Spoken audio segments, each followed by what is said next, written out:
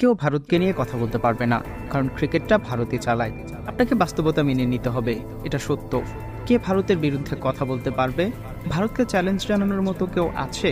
কেউ না। আইসিসিতে ভারতের প্রভাব নিয়ে এমনই কিছু বিস্ফোরক মন্তব্য করেছেন ওয়েস্ট ইন্ডিজের সাবেক তারকা ক্রিস গেইল।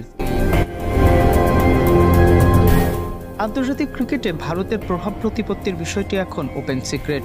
আইসিসিও ভারতের কাছে নতজানু। বড় টুর্নামেন্টে তারা সবার চোখের সামনেই ভারতকে বাড়তি সুবিধা দিয়ে থাকে।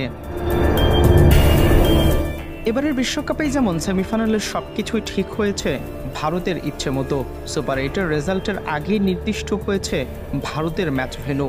তাদের সুবিধা দিতে দ্বিতীয় সেমিফাইনালে নেই রিজার্ভ ডেও। খেলা না হলে সরাসরি ফাইনাল খেলবে ভারত।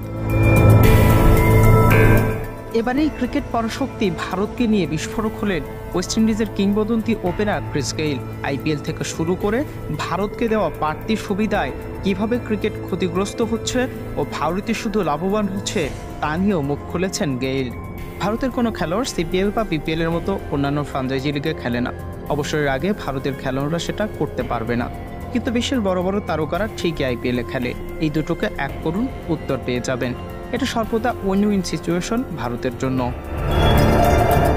আইসিসিতে ভারতের এমন প্রভাব প্রতিপত্তি নিয়ে সমালোচনা হয়েছে এর আগেও অনেকবার, কিন্তু সেটার কোনো সুফল আসেনি এখনো। নাজমুল সাগর, স্পোর্টস মিরর।